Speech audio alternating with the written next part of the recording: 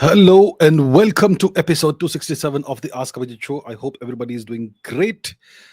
This is a geopolitics episode, so I will take questions only about geopolitics. I hope that should be that is understood by everybody. So, with that said, and today is gonna be a 2 hour episode. I will not extend it to 3 hours. Sometimes it gets too long, so we'll keep it to 2 hours, which has usually been the standard length of these shows. So let's see who all is there on the live chat. I can see Yan Kumar Bhujel from Bhutan. I can see Lakshmi Kanta, Reddy, always ready, Gaurish Balgi, ex Godfather, ex Alvin Rodriguez, Mr. Jam, Radhe Radhe, Agni Varna, Moonlight Sonata 123, Sanket 9064, Shashank Kaushik 6681, Pranav 581, Lathangi Suresh, Hitanshu Mehta 2066 from Gujarat, Kanishk 19, Jai Jagannath, Shashank Kaushik once again, Tripti Mishra Namaste, Heisenberg from Rajasthan, Ullas 8156, Amanjot Singh, Bin Salman, Kumar Kanishk, Kanishk 19, Jimmy Lee, Queen Babar, Geopolitical Dubey from Indore, Shri Ramchandraya Namaha, Jai Shri Jagannath, Jimmy Lee. Who else do we have? Sanket Amar Singh, Jyotirmay, Ashutosh Divekar, Kumar Kanishk again, Yati. Who else do we have? Maklavin 69, Ram Ram, Anil Gupta, Harshit Role, Saral Sharma, Dungar Singh Chauhan, hello, Brijesh SK, Raju Chigi Cherla, TPP 4739, Chavda Supremacy, Ayush, Agnivarna, Usha Rao, Matteo, Anthony Yadav, Rajat Duhan, Chandan Pandey, Manisha Cardozo, Raghav Shinde, Jay Kuman, Kanishk 19, Shresh Mitra, Saral Sharma. Who else do we have? Uju, MK, and so many other people. All right. So let Jayashri Jesus, somebody is saying. Priyanka is there. And so on. So, okay, let's take some questions. Today, I will take questions from the super chat. The entire week, I have taken questions from the live chat. So, let's take some super chat questions. Please ensure that you only ask geopolitics questions today. I will not be able to take questions that are not about geopolitics. I hope that is very clear from the very beginning. It's there in the title itself. So, should be, and it's also there in the pinned chat. So, chat message. Kumar Karish says, is it a coincidence that first we had Khalistani issue in North America, then a regime change in East Pakistan, and now India-Pakistan war happened, all anti-India activity in a span of 2 years? Well, the Khalistan issue in North America is a very old issue. It's been around since the 1980s, essentially. Okay, it was Khalistani terrorists, Canadian Khalistani terrorists, who blew up the Air India aircraft, the Kanishka aircraft, one of the most heinous terrorist attacks in history. So it's there. It's been there for a long time, and typically the Khalistani terrorists have been based in Canada. You had this Hardeep Singh Nijjar fellow who was an illegal immigrant into Canada. I don't know how he acquired Canadian citizenship despite lying on his visa application and whatnot, and being convicted of various crimes, but he became a Canadian citizen. So if you're a terrorist and if you hate India and if you're Khalistani, you're welcome to get Canadian citizenship, apparently. And then we have that Gur Patwant Singh Panun fellow who is an American Khalistani terrorist, a US citizen. So we've had this for a long time. It's not something that's happened in the past 2 years. First of all, let's understand that. Okay. So look, Canada is not some active geopolitical player. Canada is a nice country. See, the Canadians are the nicest North Americans you'll meet anywhere in the world. Super nice people. But the government of Canada is an extension of the US empire. In other words, what I mean to say is that Canada is the US vassal, and they will do whatever the US instructs them to do. That's what the deal is. So the US has always sought to retard India's rise, India's growth, because India has the potential of becoming the next China, so to say, if we get our things right, which is a big deal. which is a big if, right? But if we get our things right internally, we can become the next China. We have all the potential.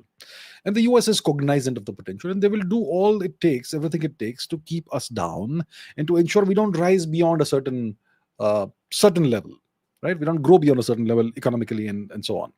And that's why the Khalistan issue exists. That's why Pakistan and East and West Pakistan exist, to keep India hemmed in, to keep India off balance, to keep India counterbalanced.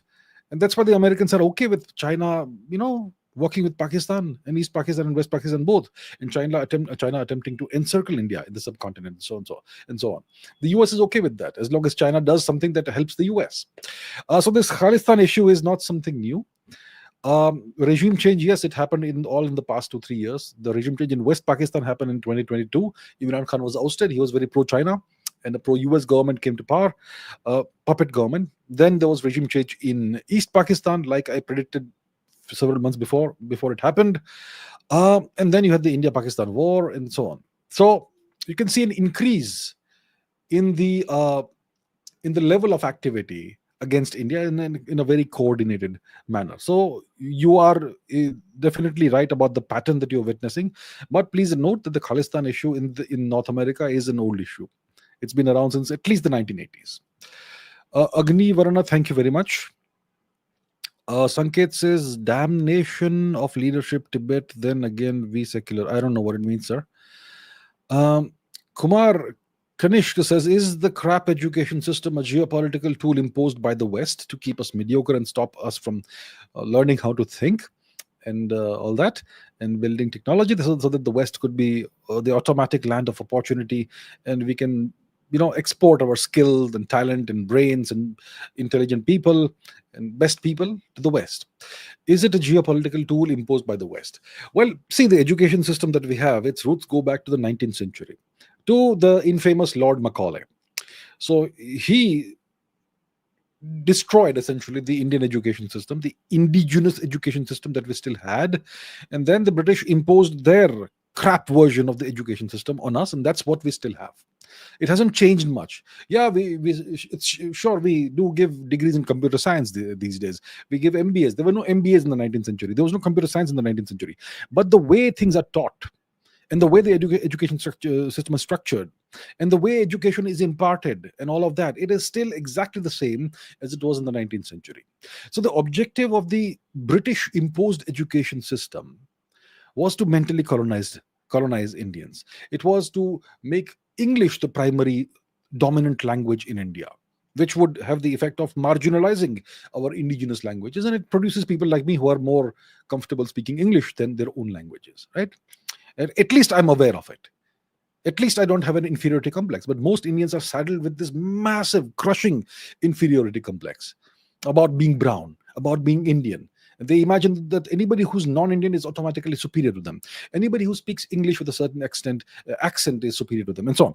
So this was imposed by the British with the objective of mentally colonizing Indians, and the objective was to mass produce clerks and peons. People with good handwriting, people who can take orders, not people who can ask questions. So the entire education system was structured in a way that you are not allowed to ask questions. What is the correct way of learning something? It is to ask questions. It's to ask question upon question, and to learn how to ask questions, how to structure the questions, how to sequence the questions. That's how you learn. That is the correct way of learning. But you all are taught that the right way to learn is by memorizing. It is by, and the teacher is the one who asks questions, and you are the one who answer. It should be the other way around, but you don't understand it because you've never seen that in real life in your entire lifetimes. Right? You've never seen that. So you can't imagine a world in which you can actually learn better by asking questions instead of answering questions. So the objective was to mentally colonize us. The objective was to mentally lobotomize us. It was to make sure that our intellect doesn't rise beyond a certain level, which is why you see it all over the place today. The average intelligence of Indians. You're not born dumb. You're not born stupid, but you're made stupid. Your intellect is smashed out of you by the education system. The objective is to ensure there are no leaders in India. There should be no leadership potential in India by not teaching you what leadership is, by not teaching you what the national interest is. So the objective was to keep India perpetually colonized. Now, the same education system today is a fantastic geopolitical tool because Indians don't understand geopolitics. Indians don't understand what the national interest is. If I ask any of you, my dear viewers who are watching right now, what's the Indian national interest? Give me the various, the main core parameters of the Indian national interest. I wonder how many of you can answer that. Your teachers won't be able to answer it. They'll answer some nonsense, right? That's the deal. So this education system, which was meant to colonize us forever, it is now keeping us mentally colonized, and it's a great geopolitical tool. Sure, indeed, no question, to keep us down, because the average person doesn't know how to think. And sometimes I get really frustrated with the kind of questions I get. I've been doing this for 4 years. I've been talking about geopolitics for 4 years, and yet I get these questions that are at the lowest, like the beginner level. I understand there are new people who come in, but it sometimes, I get frustrated, because my objective is that you all will learn something. You all will learn how to think in a more nuanced manner, and that's what they've done to us. That is what they've done to us. So the objective is to keep us mediocre. That's exactly, see, this here, to keep us mediocre. Exactly, it's to keep us mediocre. The average Indian is super mediocre. Sorry to say that. And that's what frustrates me. We should not be like this. We all have superior intelligence, but we have been programmed in such a way that the software that runs inside is terrible. So we don't know how to think. And if somebody says something contrary to what we've been taught, you all start foaming and attacking that person. And that's how it is. And that's why the people in India who actually see things and who want a better life and who don't want a life of mediocrity, they automatically go to the West. That's how we have the brain drain. So it was a colonial tool which has now been transformed into a geopolitical tool. And the solution to that is to reform the education system. But it looks like our leadership is also super colonized, and they don't see the need for changing the education system, which is so unfortunate, I would say. So, well, thank you for asking this question. It's a very, very relevant question, sir. Thank you so much. Kanishka says, how can a vassal regain its sovereignty? With examples. You want examples? Do I have examples of a vassal regaining its sovereignty? Okay, I'll give you examples. If you want a vassal to regain its sovereignty, the vassal needs to rid itself of the overlord, right, of the oppressor. Now, we could say that in 1947, we regained our sovereignty. Did we really regain our sovereignty? We are still, like we just discussed, mentally colonized. We are still mentally colonized. Are we really sovereign from that perspective? Are we once again a civilization, or are we still a nation state? We are still a truncated entity. We are still a nation state. We are not a civilization state because of a variety of reasons. I'll not go into that.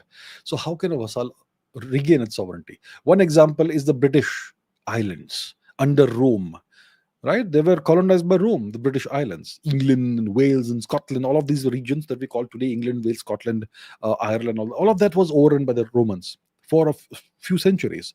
How did these regions regain the sovereignty? They regained the sovereignty when the Roman Empire declined and voluntarily left. Until that happens, the only way you can regain your sovereignty is by taking up arms and expelling the occupiers. But what if you're not occupied? What if you're not under occupation? Then and you're still a vassal. Like, for example, Pakistan. Pakistan is not under occupation by the US or China, but it is still their vassal. So for that to happen, you have to get rid of the leadership that is serving the foreigners, for which you will need maybe a revolution or maybe something else.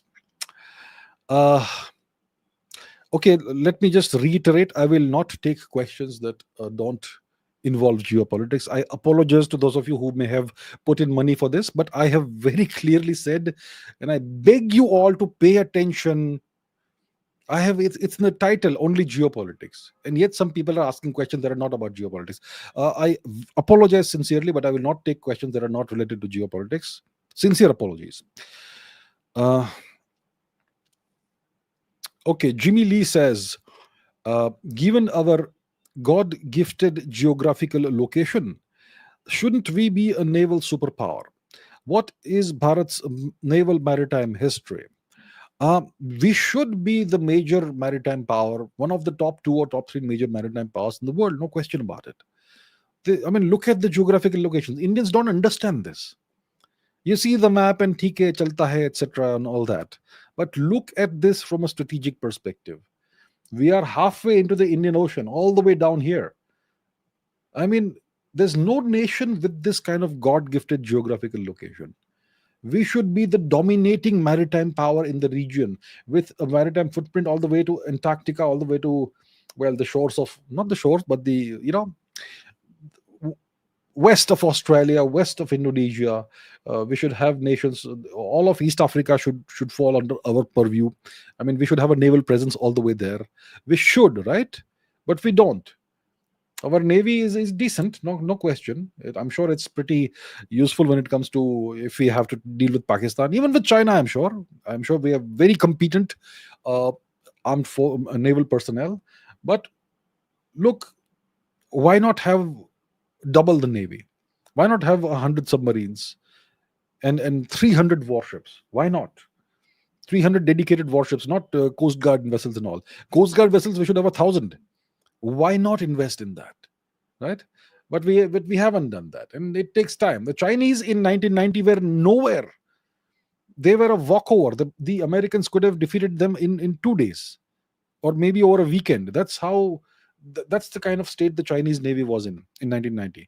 And today it is the numerically largest navy in the world. And the Americans, they see it as a major threat, which could then become a Pacific threat. So you have to invest in your navy. It takes time, it takes a lot of effort, it takes a lot of money. But if you want to be a big deal, if you want the world to take yourself seriously, if you want to be counted among the greats, if you want to be genuinely sovereign, if you want to ensure that your national security is that there are no compromises with that, then you have to invest in all these things. I don't know what sort of leaders we've had in the past, right? Today we are seeing changes. I'm glad to see that. So we should be a major naval power. I don't like to use the word superpower, but I understand what you mean. What is Bharat's naval maritime history? Well, the maritime history. What is the world's oldest literature? Okay, let's not. I don't care what the West says. What is actually the world's oldest literary text? It is the Rig Veda, right? Must have been written closer to 6,000 BC. 6,000 BC, then to 1,500 BC. So, in the Rig Veda, there are mentions of ships that sail on Samudra, and those ships have 100 oars, right? Those oars. So this is one oar, this is another oar, and ship that large, you will have 50 guys on this side, 50 guys on that side, all pulling the oars and taking the ship forward. The Romans used to have Roman galleys, warships. Okay, I'm sure you must have seen them if you've watched a movie like Ben-Hur or any other Roman themed movie. Okay, let's see. Roman galley. Roman galleys. So these are Roman galleys. These were warships. Okay, this is what it looked like. Take a look. This is what it looked like. I mean, do we have a larger picture? Come on, bro. Let's embiggen the picture. Senatus Populus que Romanus, SPQR. So these are Roman galleys. This is a model. So the typical large Roman galley would have a total of how many oars? 50 oars. The oars were pulled by slaves who would be below deck.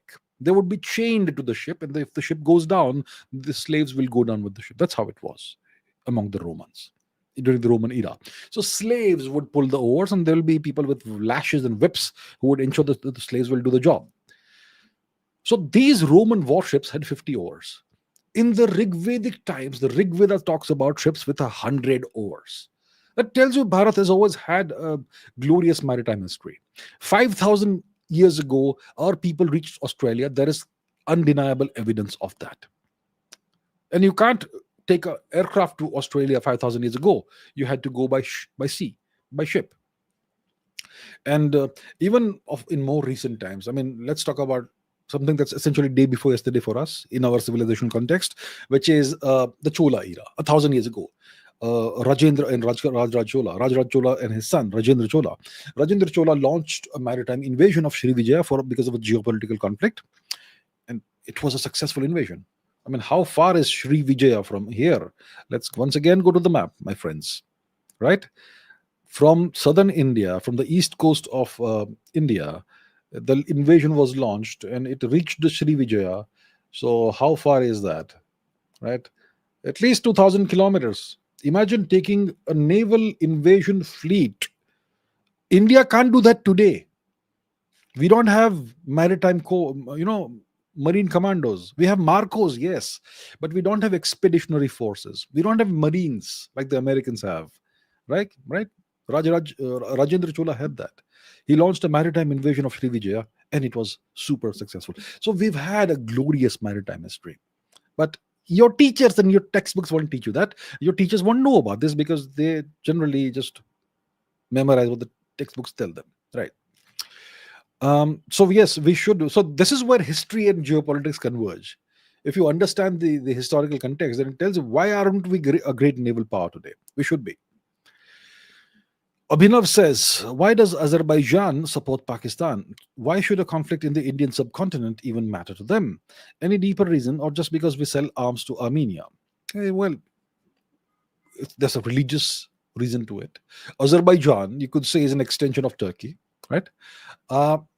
They speak a Turkic language, the Azeri language, and Turkey and Azerbaijan essentially are working together to wipe Armenia off the face of the earth, ideally from their perspective. That's their great dream, to create a pan-Turan corridor that connects Turkey and Azerbaijan with the Central Asian nations, the Turkic nations. Once again, let's go to the map so that you get some context.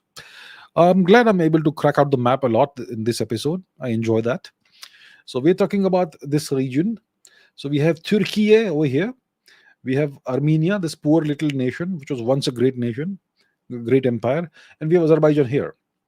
And so Azerbaijan is they speak a Turkic language. They're kind of Turkic people. Turkey has historically wanted to wipe out the Armenians. They tried multiple times in the late 19th century, early 20th century, multiple waves of Armenian genocides, which they still deny today. And the Turks want to create a pan-Turan corridor which connects Turkey, erases Armenia off the map, connects Turkey to Azerbaijan, and connects that region to the rest of the Central Asian nations, which are Turkic-speaking nations. A pan-Turan corridor. And Turkey supports Pakistan very strongly because of the Sunni angle and because Turkey has historically hated India and so on. So Armenia kind of goes along with Turkey. And of course, India is in the process of, it looks like, putting together an anti-Turkey coalition, Greece, Cyprus, Armenia, and so on. So the Turks kind of feel the heat a little bit, to some extent at least, right? And that's why Armenia goes along with whatever Turkey tells them to do, because they're an extension of Turkey, they're a vassal of Turkey, and it also helps the US if all of this happens. So it's not just because we sell arms to Armenia, it's because of cultural, religious reasons as well. We will not take non-geopolitical questions today. Let me repeat that. Okay. I'll not take questions about India's cities and infrastructure and all that. Not today. Okay. Ayatollah Khamenei says, please say what the US is exactly planning against me. Well, that's for Mr. Trump to know. Mr. Trump is very unhappy with you, sir. He recently put out a very long post on social media saying that you should have actually thanked Mr. Trump. Thank you very much, Mr. Trump, but you're not being very you're not showing sufficient gratitude. And he knew exactly where you were when the whole thing was going on. On the last day of the war, he had Israel pull back its fighter planes, which were allegedly going to Tehran and so on. That's what he says. What is Mr. Trump planning against you? I don't think Mr. Trump is planning anything against Ayatollah Khamenei. I think Mr. Netanyahu may be planning something. What he's planning, well, only Mr. Netanyahu can tell us. Okay.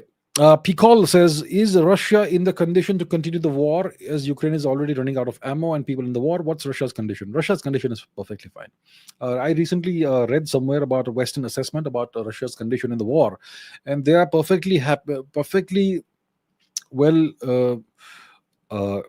capable of continuing the war at least until 2027 without any issues. Russia. They have activated the war machinery. They have activated the military-industrial complex. All their factories are churning out whatever needs to be churned out. All arms, ammunition, whatnot. They have um supplies coming in from North Korea of various kinds. They also have Shahed drones coming in from Iran, and they may also have now acquired the ability to manufacture those Shahed drones at home in Russia. Russia is perfectly fine. Russia is an autarky. They have all the resources they need. They don't need to depend on anybody for imports of anything. They are perfectly fine. Ukraine, it's look, if the West hadn't helped Ukraine with arms, ammunition, and whatnot, then Ukraine would have already long ago capitulated. So the West will keep this going, as far as I can see. But Russia is fine.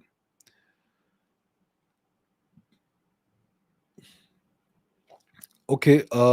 Once again, let me remind you, I'm going to take only geopolitics questions today. So let us not take other questions. Ayush says, West's bias. Gaza ignored, Iran condemned instantly. Well, that's how it goes. The West does what it suits the West. So once the Israel-Iran conflict ended because of Mr. Trump, Gaza has started again. By the way, in case you're not aware, but yeah, that'll be ignored. Agni Varana says, why is Singapore not sovereign? Well, if you look at Singapore's history and look at the Singapore's relationship with the US and other countries, you will understand why it's not sovereign. And also because of the size of Singapore, there's a lot of factors that go into it. Okay, let's not take one.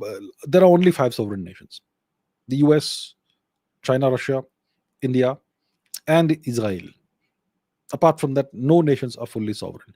You have to understand the treaties the nations have with bigger powers. You have to understand the relationship the nations have with bigger powers. If you want to understand these things, you need to take up my geopolitics course, because that's where I explain in detail. Abhiman Gopinath says, what's IL? Israel? Okay, hypothetical question. I'm not sure what IL is, Israel maybe. Hypothetical, why can't people just write the whole thing? I know it's typing or whatever. If Israel and Pakistan are hypothetically neighbors and they go to war, who will win without US interference? Since both have a good army, also imagining that Pakistan has its own nuclear. Okay, imagine that Pakistan has its own nuclear weapons independent of the US. Both have good armies and so on, and both go to war. Who will win if Israel and Pakistan are both neighbors? Pakistan is larger than Israel, no question about that. Larger from a geographical perspective. Both are dependent on other nations for fuel, so neither is energy self-sufficient from the perspective of energy. Both have nukes. Imagining that Pakistan has its own independent nuclear arsenal, I would say Israel has better technology. So if we take the nuclear factor out of the equation, I would say Israel would defeat Pakistan because of its superior technology, because they've done that in the past.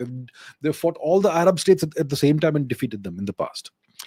I would imagine that even if the US doesn't interfere, Israel may win.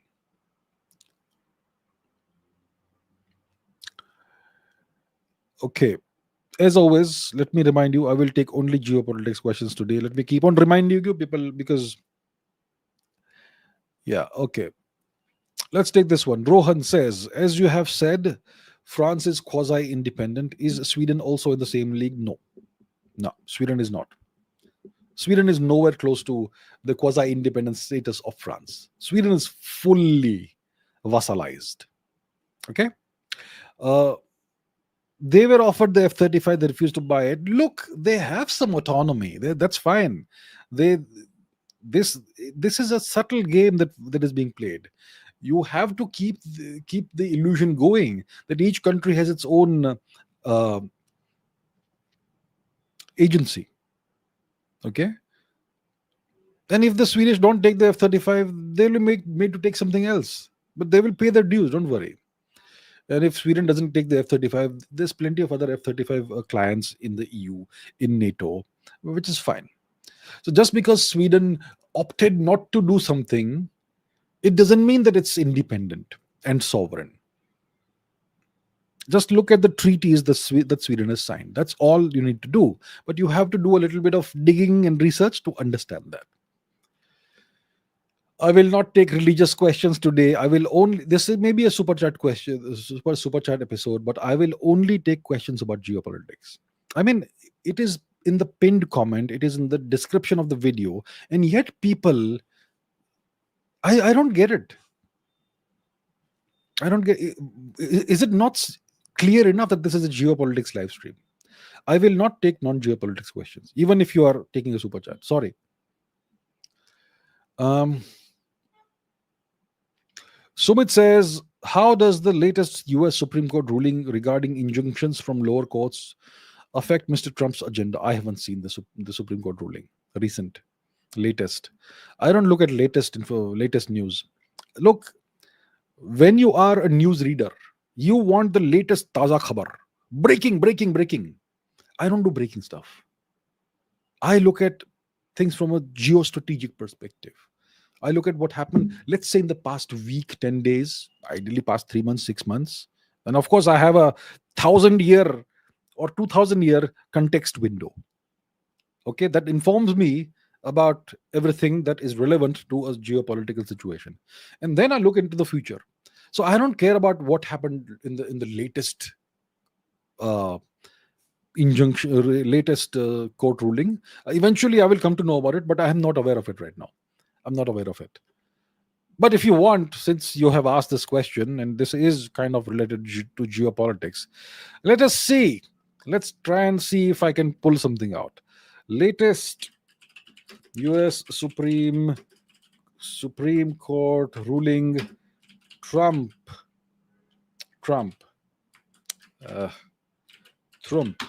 What's it say? Trump victorious again. Supreme Court blocks judges' power to block Trump's order in birthright citizenship stuff. Giant win. Okay, this is like 10, 20 hours ago, 6 hours ago, and so on. It's a very recent event. I haven't seen it. So it looks like Trump wanted to block. Let's see what the Beeb has to say. Anti-Beeb. Orders nationwide. Okay, this is a domestic matter for the US. Trump's order to end birthright citizenship for children of undocumented immigrants and some temporary residents and visitors and so on. So I think it's a victory for Trump of some kind. I'll not go and read the whole thing and analyze it, but it looks like it's a victory for Mr. Trump. So it's a boost for Mr. Trump's agenda. Well, that's what I can say, right? It's clearly a boost for Mr. Trump's agenda. Now somebody's asking me about men and girls. I mean, what does it have to do with geopolitics? I will not take that question. Sorry. Sandesh says, if at all World War III happens between the US, NATO versus Russia, China, Iran, North Korea, what's the realistic possibility of India staying neutral? If India is pulled into the war, who would do that? And what's the post-war situation? Let's address the last question first. World War III, post-war situation is the Stone Age, a nuclear Stone Age with radiation all over the place, and with maybe 10,000 people surviving on the planet, humans possibly. Yeah, 10 years down the line after the war ends, because World War III means a nuclear war. I can't imagine the US and NATO and all their vassals going to war versus Russia, China. Forget Iran, North Korea. Russia and China are the two nations that matter in this grouping. So US and its minions, that is NATO, and Japan and South Korea also, okay, all of them versus Russia, China. They go to war. So if that happens, what's the realistic possibility of India staying neutral? I think there's a strong possibility of India staying neutral, as long as China doesn't bother India in this matter, and China doesn't try to change the status quo. India will say we are neutral. This is not our business. It's not our war. And the Americans will try and pressurize India as much as possible. So that is what the Americans will do. It is advantageous for China if India stays out of it, right? Because if India gets pulled into the war, India will not be fighting with Russia and China. India will be made to fight for the US. That's what the US will want. So it is advantageous for China if India is not pulled into the war, and it is advantageous for us to not be pulled into the war. But let's say the war happens and India stays out of it. So I think there's a high probability India will, no matter what happens, stay out of it. Okay. If India is pulled into the war, the Americans would do that. They will apply some kind of pressure, which may force India. Okay, but the highest possibility, high scenario A, high probability, 70-80% is India stays neutral. Now, um, if World War III happens, there's a very, very high likelihood it goes nuclear, which is the end of the world. Because the Americans have this doomsday scenario. Okay, we know about the Israeli Samson option. If Israel is going under, they will destroy the entire neighborhood. They will destroy all the Arab nations. They will not go down alone. And they have a list of targets that's already pre-programmed. And as far as I know, we are not part of that, because why would they want to nuke us, right? When it comes to the Americans, they have their larger version of the Samson option. So if America is in a position where it is going to get nuked by, or if it's in a position where it's going to be defeated, then they have a doomsday contingency plan in which they will launch nuclear weapons at the entire world. So even if India sits out, our cities will be nuked by the Americans. You have no idea about this, right? You all live in this such a nice bubble. World is such a nice place. If the Americans go down, they will take the whole world down with them. They will nuke the entire world. They will even nuke India, despite India never having raised a single weapon against the US. They will nuke everybody. So that's your post-war situation, sir. That's your post-war situation. There's no future.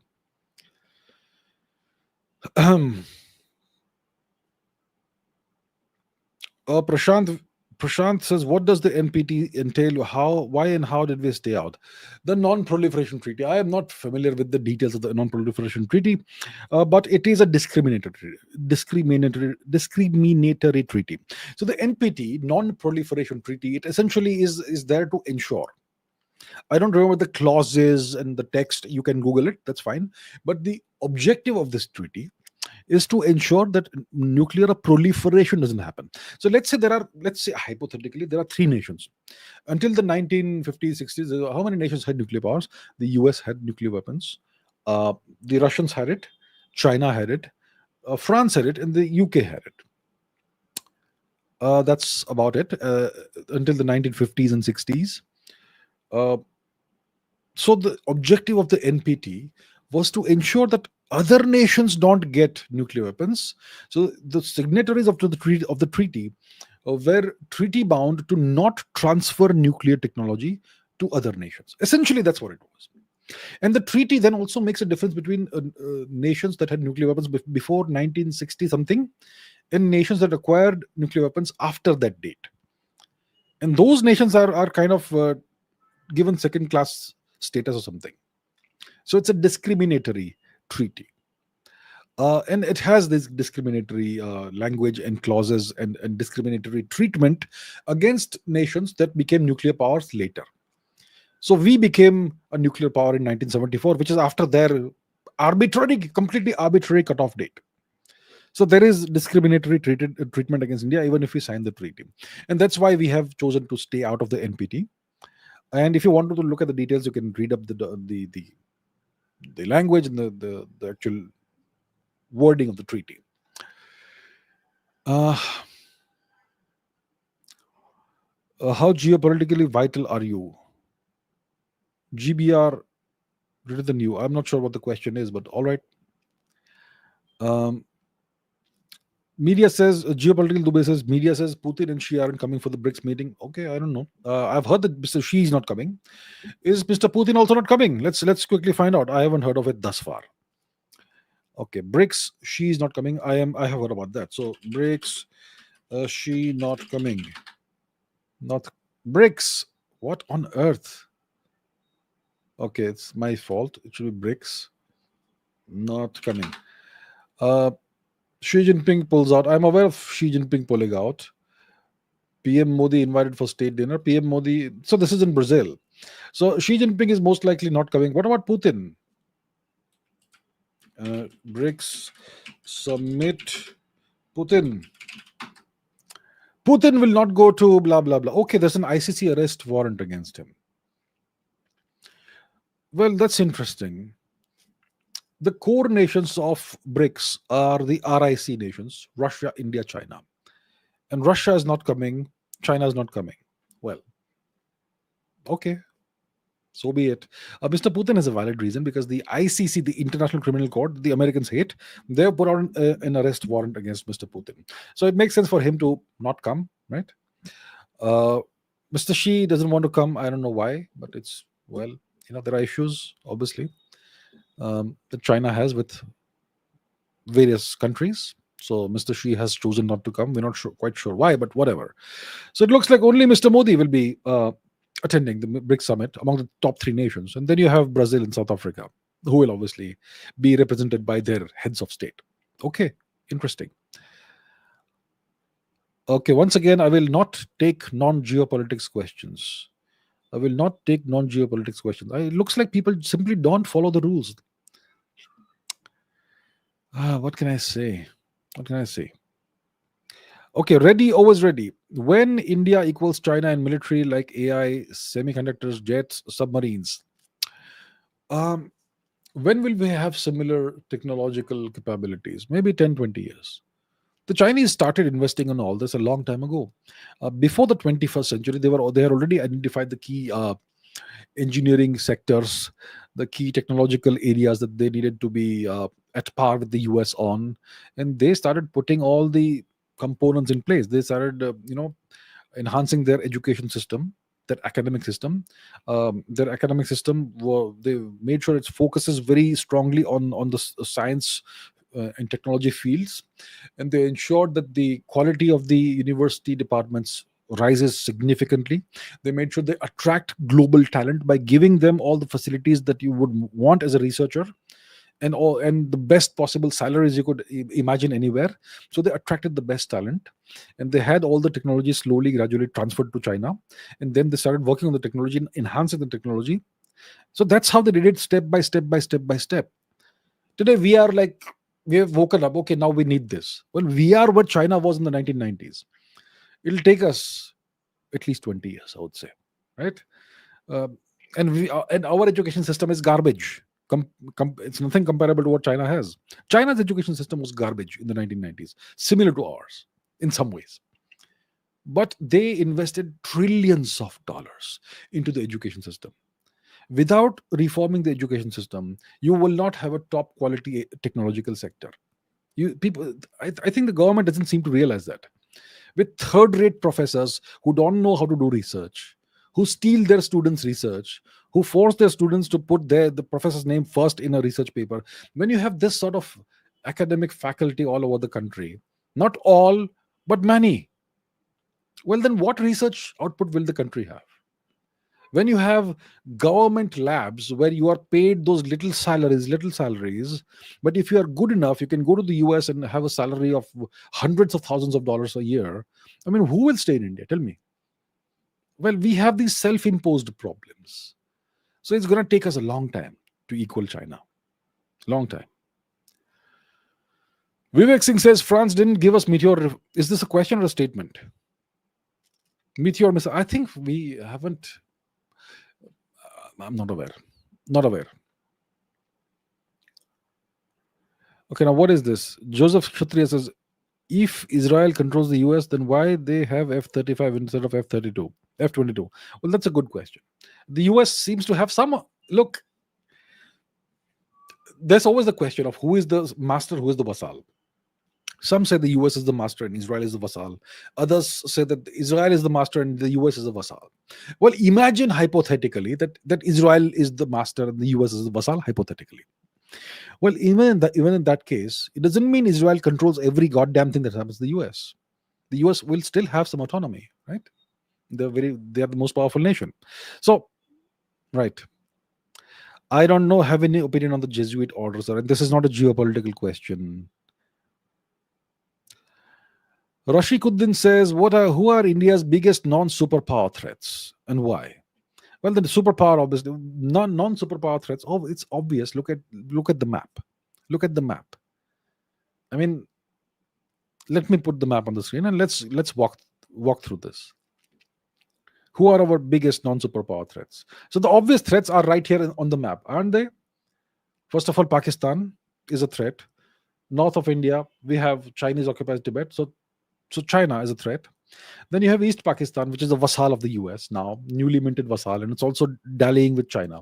That is, well, it's a problem. It's not really a threat, but it's a problem because of the illegal infiltration issue.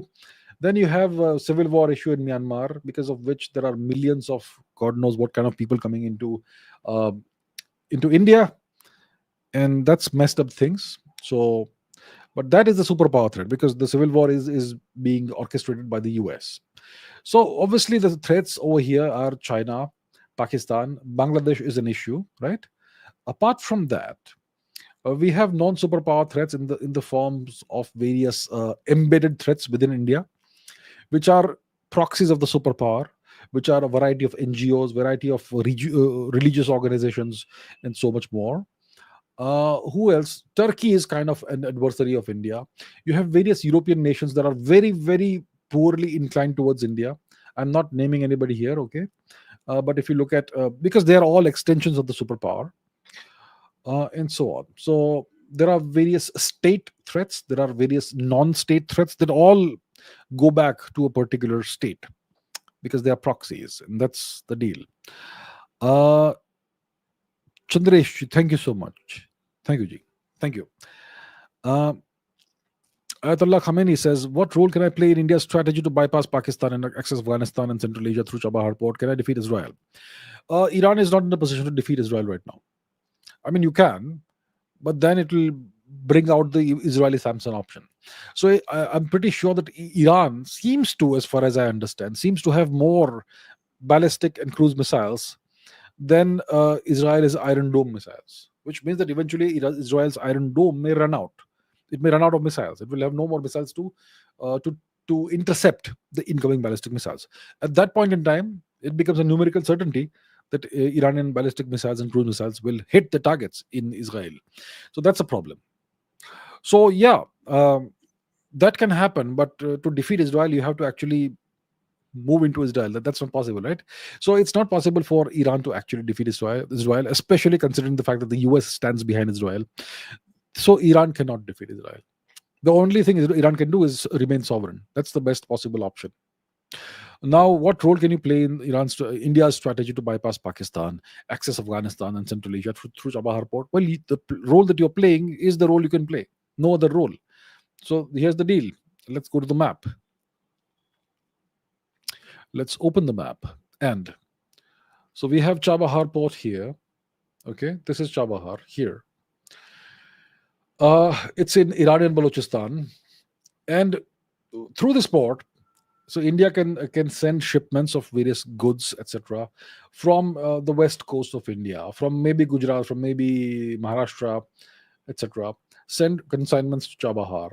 Then the consignments will be taken overland into Afghanistan to supply Afghanistan with whatever Afghanistan needs, because Pakistan is blocking access to Afghanistan, so we have to go through Iran.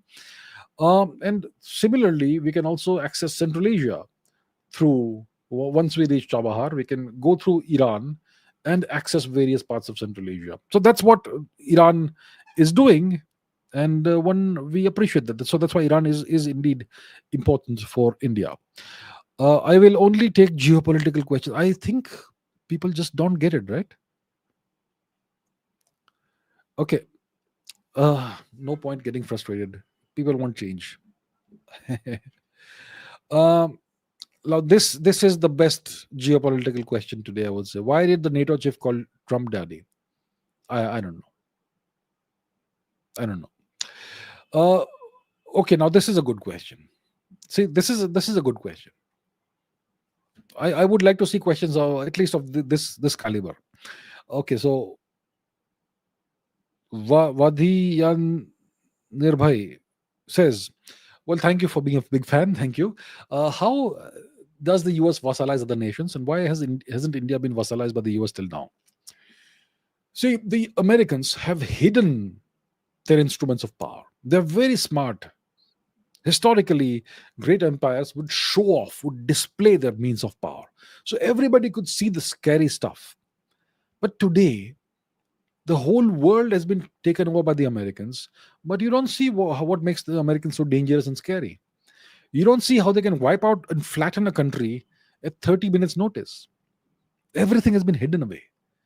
Only the ones who are in power in a nation will know and understand the threat. So now the question is, how does the US vassalize? How has it historically vassalized other nations? One way of doing it is through treaties.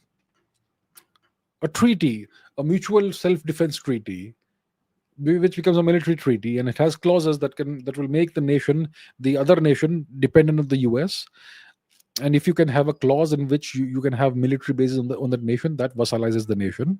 And the language of the treaty can vassalize a nation because it imposes certain sovereignty limitations on the nation. The NATO treaty is one such treaty which takes away military sovereignty from the NATO states, but it offers protection. So it's like, I'm a big gunda and you cannot have any weapons in your house, but I'll protect you. You gotta pay. That sort of thing. Then there is economic sovereignty taken away by the EU treaty. You become a member of the EU, you give away a lot of your sovereignty, decision making power, policy framing power, all of that. So there are so many ways in which the US does it. So it uses treaties to a very large extent, and the treaties are underwritten by the American military strength. So if you sign the treaty and then you don't uh, when you don't obey the treaty, then the Americans they can enforce the treaty. They can enforce it, and they have the means to do that, military means. And then you have other forms of vassalization, like what you see in Japan, in South Korea, which is military occupation. Another way of vassalizing a country is by writing the country's constitution, and by making that constitution very pacifistic, and changing and shaping the country's education system. What's been done to Japan? So older Japanese people, they are super pacifistic people. They hate violence, which means that they hate the military. They don't want Japan to have a military. That's been ingrained into them mentally. They've been brainwashed and so on. So there are so many ways of vassalizing a nation. It takes time and so on. Jyotirmay says prospects of AMCA, Advanced Medium Combat Aircraft, MRFA, compared to other fifth generation fighter planes. AMC, look, at the end of the day, it all depends on the jet engine. The Achilles heel is the jet engine. As long as we depend on the US or any other nation for jet engines, no prospects. We can design the best aircraft body and systems and everything, but if we don't own the jet engine, there's no prospects. So that is what we need to do. Otherwise, I think that the AMCA will have its first prototype coming out in a year or two, and the first test flight in the next 2 or 3 years. And it's supposed to begin initial production by 2030, 2031 or something like that. MRFA, well, multi-role fighter aircraft. I'm not sure what that is. There are lots of MRFAs, multi-role fighter aircraft, but AMC, I can tell you, yeah. Agni Varana says, what are Switzerland's geopolitical concerns? It's a tiny nation surrounded by so many bigger powers. There itself is the geopolitical concern, right? There itself. Rishikesh says, did the Plaza Accords stagnate Japan's economy? If Japan had not signed it, would they have surpassed Uncle Sam? In the 1980s, I was a little kid, and the world looked at Japan with awe. Japan, this tiny little nation, was the world's second largest economy. And it looked like it was just a matter of time before they became the largest economy, right? And then the Plaza Accords happened. It was 85 or something. And then slowly, gradually, the tap got turned and Japan slowly slid into decline. So it was the Plaza Accords that stagnated Japan's economy. And the instrument that was used to do this was the Bank of Japan. And I'll not go into the details, but if the Plaza Accord had not happened, they would have surpassed Uncle Sam. But Japan had no choice. Sign or not sign, who the hell were the Japanese to say no to the nation that had more than 130 permanent military bases on their territory? You can't say no to your occupier. So, yeah. Rohan Suneja says, is Ukraine being trapped in a new version of the Lend-Lease Act? Okay, you're talking about the Second World War. Like in the Second World War, the UK and USSR got US equipment, and the last repayment was made in 2006 after 61 years. Yes, Ukraine is being trapped like that. It's going to be forever indebted to Uncle Sam and to various NATO nations and maybe the EU nations. Ukraine is done, it is cooked. Yeah, they've lost the flower of their youth, they've lost all their young men, they only have old men left. Even women are being sent to the front lines to fight, and their economy has been destroyed. They've signed this minerals deal with the US, which further vassalizes Ukraine. And yeah, so the analogy that you have given is pretty apt. Yes. Ashutosh Divekar says, what's the strategy to get Akhand Bharat in 100 years? Well, the strategy, first of all, is for India to grow economically, become a $30 trillion economy, eventually a $50 trillion economy, eventually a $100 trillion economy if possible. In 100 years, absolutely possible. And the trick is to ensure we don't get embroiled in any major military conflict, which is easier said than done. If you do that, the simple fact of India's gigantic economy, with which comes a gigantic military strength, it itself will ensure that the rest of the countries in Akhand Bharat will simply automatically come in. That's the only strategy.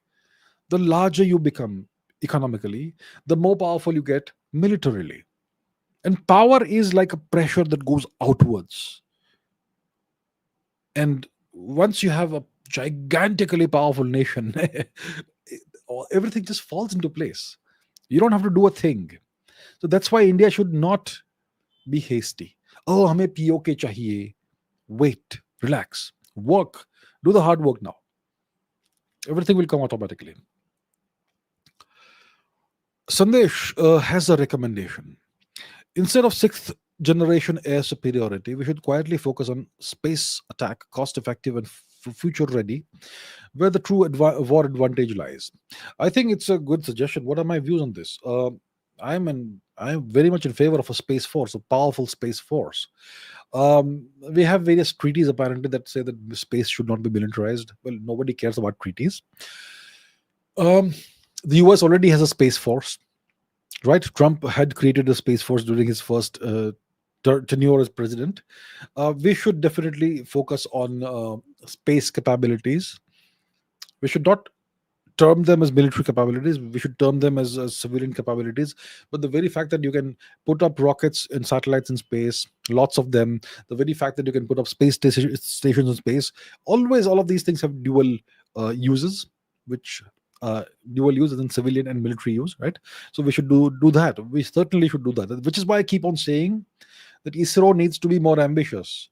And what I mean by ISRO should be more ambitious means the government should be more ambitious for ISRO. ISRO has no decision-making power. They only take orders and execute the orders.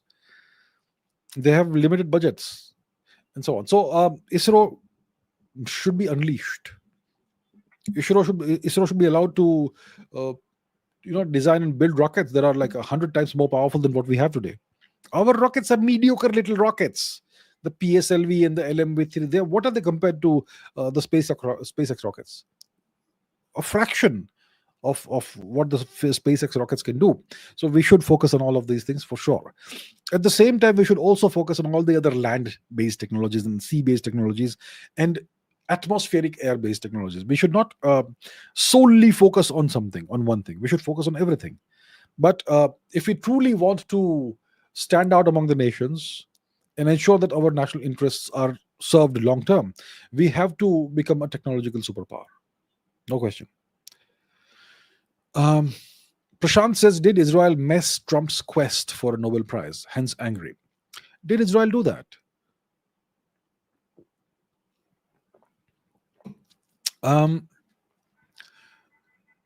So Israel has abided by the ceasefire, hasn't it?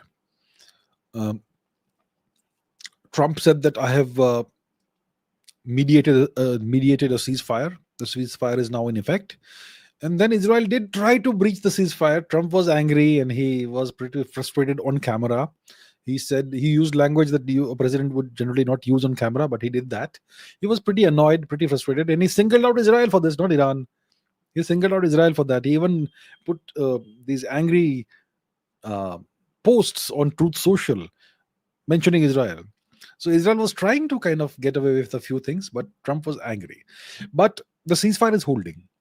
And if it holds and the war is over, it means that Trump has actually succeeded in achieving peace.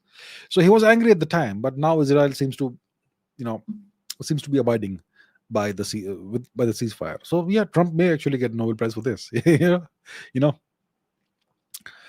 um, how does Turkey develop? How did Turkey develop great drones and aircraft which are fifth generation?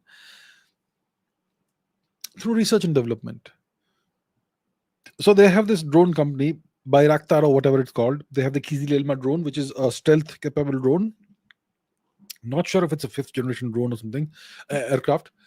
Okay, we're talking about drones first. So the Bayraktar or whatever the company is called, it was the guy behind it is a guy who was doing an engineering degree, PhD or something in the US, and then he got the idea for this drone thing, and he abandoned his degree and came back to Turkey. And his dad had a big operation already going, some kind of industrial operation, so he tapped into that and formed this company. And yeah, so that's the company that produces all these drones. I'm not sure how great the drones are, because the drones came up against us during Operation Sindoor and we took them all out. But it doesn't mean that Pakistan had the best drones that Turkey has to offer. Okay, so they may have high quality drones still, but the reputation has taken a big tumble. So how do you do it? You do it by research and development, iterative research and development. That's how we do it. So Turkey did it. We also can do it if we create the right environment in India. Right? So yeah, when's the next super chat? We'll see. I'm not, what? Yeah, this is not a geopolitics question. Okay. I mean, this sounds like a geopolitics question, but then you're putting in Doctor Strange and Marvel, which is cinema. How is this geopolitics? Doctor Strange is fiction. It's fantasy. Amaya Rupal says sooner or later China will get entangled in the Taiwan takeover war. Are you sure about that? How do you know that? You're assuming this to be a fact. How do you know that? Yes.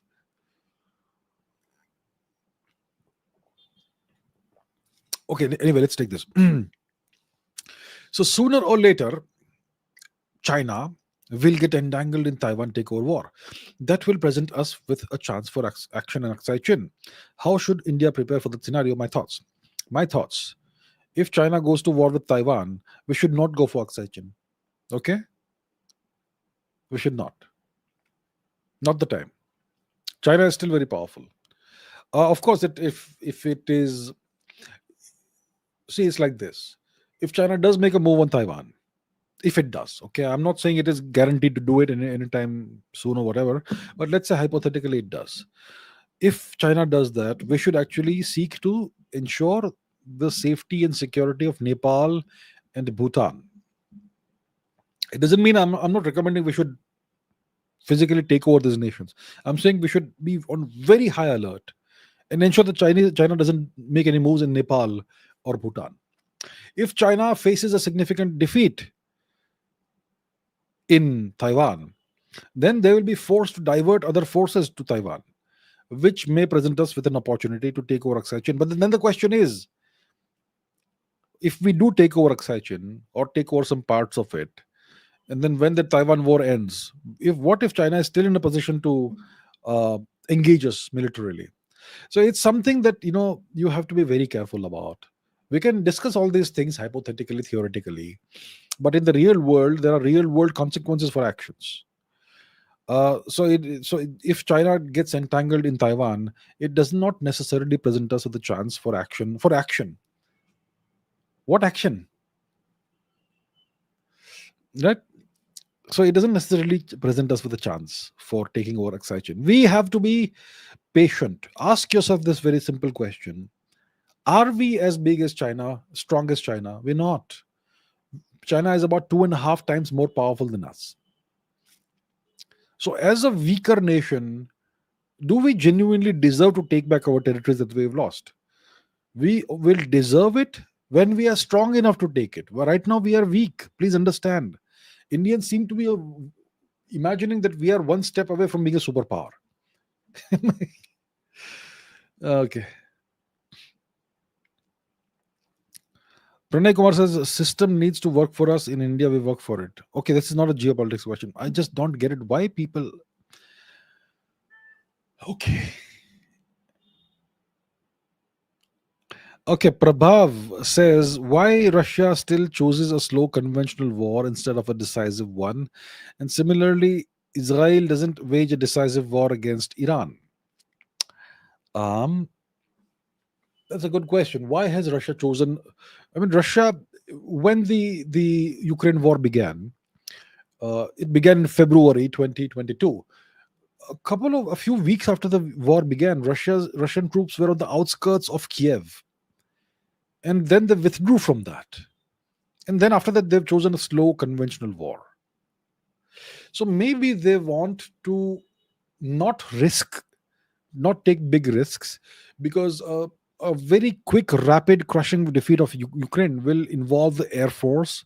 It may end up demonstrating its air force capabilities, Russia's air force capabilities to NATO.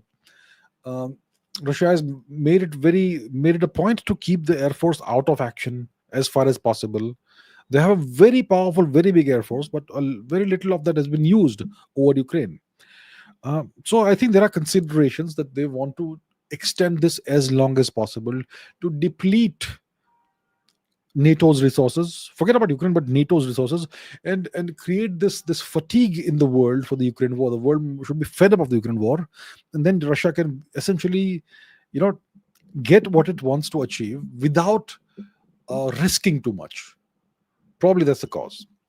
Israel doesn't wage a decisive war against Iran. Do you know that there is 1,000 kilometers different, you know, distance?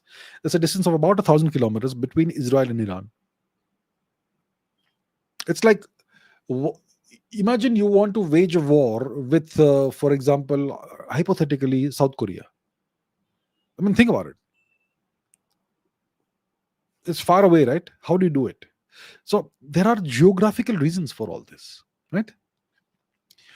Okay, Ginny says, do you think Russia was given Ukraine by us, by the US, to not interfere in Iran? Russia was given Ukraine. Who has given Russia Ukraine? I'm trying to understand what the question is.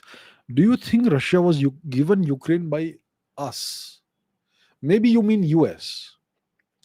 So has Russia been given Ukraine by the US? Has it? It's not. So I'm really not sure what you're asking. What new wars do I see will start in coming years or months? Well, for that, you have to look at the global flashpoints right now. Where are the areas of maximum tension? One is India-Pakistan. You could have a war next week. Who knows? If Pakistan does something stupid, right? We know that. So that could happen anytime, depending on Pakistani activities and actions, because they are a terrorist nation, and terrorists don't really think too much, right? They just do stupid things, terrible things. So if there's a terrorist attack somewhere in India, then Pakistan will they'll have it coming. So that's one flashpoint. Another flashpoint is India, China. Right now we have the Kailash Mansarovar Yatra going on. The Chinese pretending to be very nice while imposing sanctions on India of various kinds, right? Fertilizer sanctions, rare earth magnets sanctions, other sanctions. So India, China is always a flashpoint. Then there is Taiwan, which is a flashpoint. Then obviously Ukraine is an ongoing flashpoint. So I think what new wars could happen, there are wars happening in Africa also that nobody pays attention to. So that is already going on. So I think China, Taiwan is a potential flashpoint. India, Pakistan is a potential flashpoint. An escalation of the Ukraine war is a potential flashpoint. Israel, Iran blowing up again is also a potential flashpoint. That's what I can think of. North Korea seems, the West portrays North Korea as a crazy nation, but it's not really a crazy nation. It's a very sane, rational nation, and so on. So I think that's an overview of what could potentially happen. Okay, Suhag Deepak says, thank you so much for being a big fan, sir. Our PM record visits to the different nations. When do you see dividends coming in what form? See, diplomacy is all soft, and dividends can come in a variety of ways. You go and visit a nation, and 2 years later, in a UN vote, they may, because you have established good relations with them, they may give a vote in your favor. So, in a UN vote, the nation votes in your favor. That's a dividend. But most people won't see it, and they'll say, "Kya karte hai PM Modi? Ye sab kya hai?" That's how people react. The dividends come in so many different ways and means and shapes and forms. They may, for example, have various, maybe an Indian private company take over a port in their nation, or maybe build infrastructure in the nation. When a company builds a port in a different nation, or builds infrastructure in a third nation, it's not a public facing thing. So people never come to know about this, what's happening. And even if somebody reports it, they'll say, "What is that? What's the point?" But that has geopolitical implications. So there are lots and lots of different dividends that come in a variety of shapes and forms, but most people, because they don't understand geopolitics, geostrategy, they don't see it, they don't understand it. So you have to pay attention to the things that really matter. You have to pay attention to supply chains, and supply chains means you have to pay attention to the hubs and spokes of supply chains, ports, airports, railway lines, transport corridors, infrastructure building. You have to look into that. And you have to look at the voting patterns of nations in multilateral organizations. Those are dividends. And there are so many other dividends. A trade agreement. People don't understand trade agreements or a trade deal. It's very complicated, so much paperwork. But that's dividends. There are so many different ways all of these things pays dividends. You may get oil, for example. Let's say the prevailing rate is $75 per barrel. You may get it at $70 per barrel. That's a dividend. But nobody will get it, right? That, okay, they reduced for India $5 per barrel. So there are so many ways in which these visits of the prime minister across the world, they pay dividends. But because our education system doesn't teach us these nuances, we don't get it, right? So I hope that sheds some light on the matter. K says, how can India deal with a future destabilized Pakistan? Their population is doubling, their economy is not averaging even 2% growth. Okay, that's a good question. Pakistan is an unstable nation. Destabilization is always the case with Pakistan, right? There are all kinds of civil war issues in Pakistan, all kinds of insurgencies, many separatist movements, independence movements, and regions and nations that want freedom from Pakistan, whether it is Khyber Pakhtunkhwa, whether it is Balochistan, whoever else, and so on. And a very radicalized population, of very, very ill-educated. Their education system is even worse than ours, if that's possible. So people who can't think straight, people who lack the ability to think critically, but even worse than Indians, like significantly worse than Indians, and completely mentally radicalized like crazies. Most of them, not all of them. I know that there are some good people also in Pakistan, but most of them are like this, right? So Pakistan, if it becomes even more destabilized than it is right now, then there is obviously the potential for trouble for India. So how do we deal with this? Look, very simple. Secure the borders. That's it. Ensure nobody crosses the borders. You cross that line, you're done, bro. That should be the very clear and simple message to all Pakistanis. You guys, we gave you a nation. As long as we don't retake it, it's yours. Okay? Temporarily, it's yours. But as long as you are a separate nation, and there are these lines on the map, you better not cross those lines. The moment you come on this side illegally, and because we don't want you here, it's illegal, you're done. That's it. That's what we have to ensure. Ayers Manticore says, do you think India has a large source or reserves of rare earths? That's an important question, and this is geopolitical. This is a geopolitical question, even though it's related to India's rare earth reserves.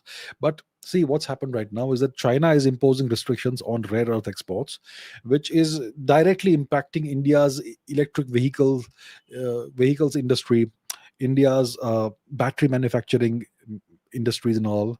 And it looks like by mid-July we may run out of what we need, the resources, the rare earths, which are coming from China.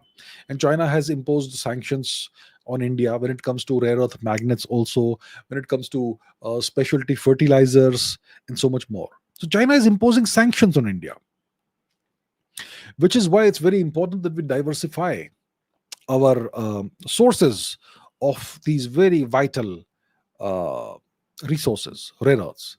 Now the question is, do I think India has a large reserves of rare earths? As far as I know, India is the third largest, has the world's third largest reserves of rare earths. But we have never developed the industrial capabilities to extract the rare earths, and B, purify and process them. And that's why we are dependent on others. We have everything in India. We have it. But we have been utterly lazy. We have been caught napping. Even this current government has been caught napping. They have been in power for 11 years. Why haven't they developed the capabilities to extract rare earths and then process them and purify them? Why hasn't it been done thus far? I don't get it. This is the L. Okay? You got to say it. So India, I think, has the world's third largest reserves of rare earths. I don't know why we haven't done it. I think only the government needs to answer the question, not me. Lithium in Jammu and Kashmir, that's been announced, but what's been done? It's been announced a year ago. What action has been taken to start the extraction of this lithium? We're still talking to Brazil and God knows what for lithium and whatnot. If we have discovered lithium in Jammu and Kashmir and other places, why aren't we hard at work already extracting it or setting up the infrastructure for extracting and purifying it? Why hasn't it happened? Why does everything take so long, decades in this country? Whose failure is it? Is it Manmohan Singh's failure? Well, Manmohan Singh was in power until 2014, right? I think we need to move faster. We need to move faster. This is constructive criticism, really.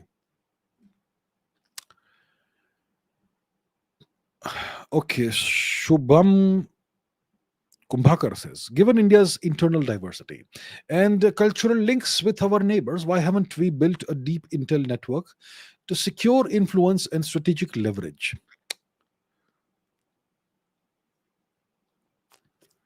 Okay. Why haven't we built this deep intel network? Well, my question to you, sir, is how do we know we haven't built it? When you build intelligence networks, do you think you announce them to the world? Okay, today in Pakistan, we have established 3 more spy operations agencies, locations. And one is in Rawalpindi, one is in Islamabad, one is in Quetta. And in the next 3 months, we will establish 5 more outposts. First outpost will be in Gwadar. Second outpost will be in whatever else place, and so on. So, do you think that's how it works? Do you think that's how we do it? If we build these deep intel networks, do you think we spell it out, we announce it? It's never supposed to be known. Okay? So because this doesn't come in the news, it doesn't come in government reports, does it mean it doesn't exist? Right? So that's the answer. My answer is this question that I posed to you. Okay. Yeah, I will only take geopolitics questions. And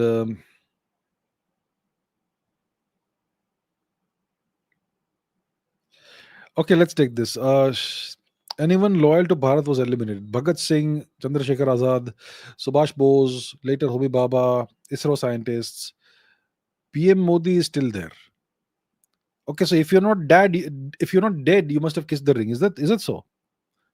Has he kissed the ring in pushing US deep state agenda, GMO, agriculture, arms? India is refusing to allow US agricultural exports into India.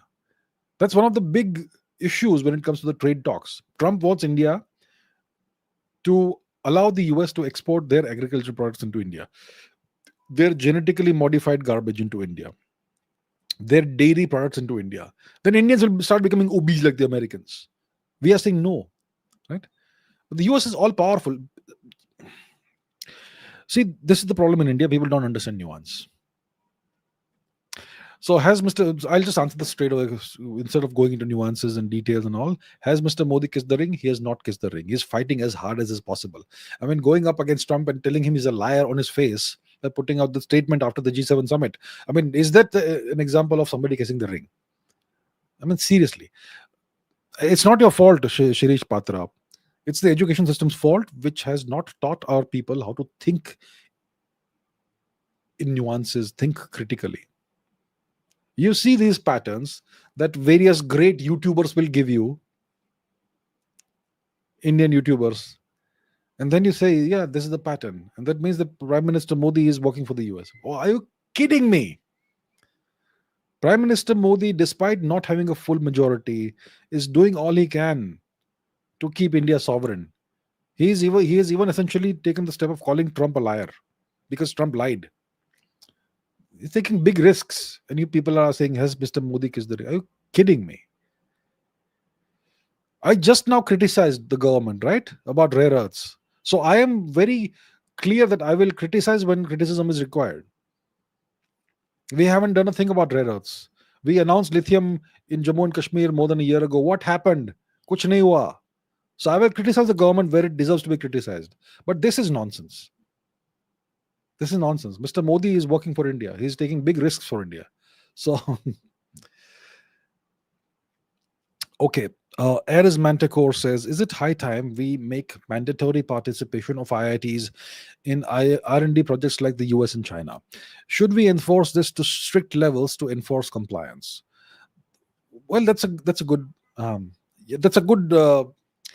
reformative step you're talking about.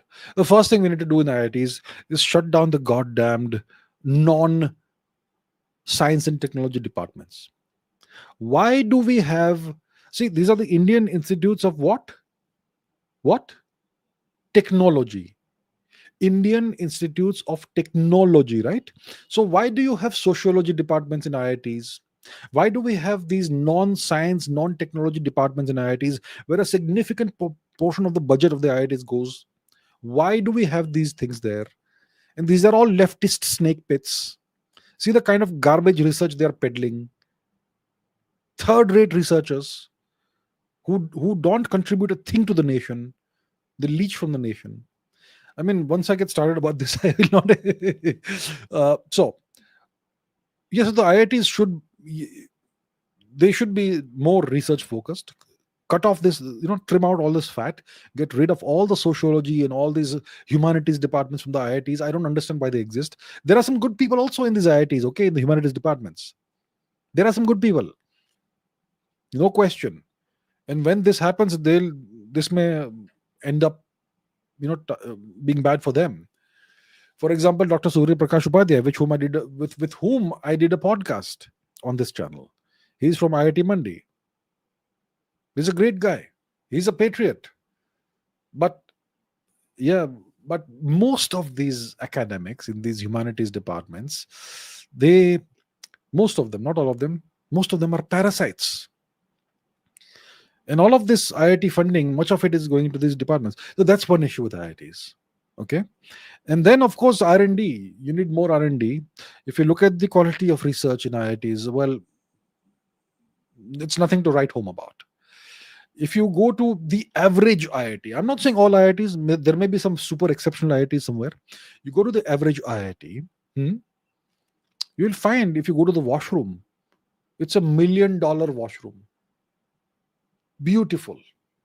If you go to the presentation room, the lecture, what is it called? A room, lecture hall or whatever. It will be very well equipped and all that. But if you go to the washroom, they'll have spent crores on the washrooms. If you go to the presentation rooms and all that, they will have spent crores on that. But if you go to the laboratories and you see the equipment there, the equipment's at 20, 30 years old. If you look at the professors, you will find that most of them are utterly mediocre. And they produce lots of research papers every year. And how do they produce these research papers? They have the students they are supervising do all the research, and then they will put their name as the first author in the research paper. And the students have to agree to do this, otherwise they will not get their PhDs or whatever. This is the deal. I'm not saying all IIT professors are like that, but there is a big issue about all of these issues, about all of these problems in IIT, in the IITs. So very tremendous amounts of mediocrity. Okay, so a lot needs to be changed, and yeah, more R&D projects, actual R&D, where if you don't R&D, it's sink or swim. You're thrown out otherwise, and you have to do it yourself. No, don't have your students do everything for you. So a lot needs to be done. Mr. Aviator says, "Do the people of Aksai Chin still have allegiance to India?" Okay, let me show you something. Okay, we'll go to the map. We will go to the map. Yes,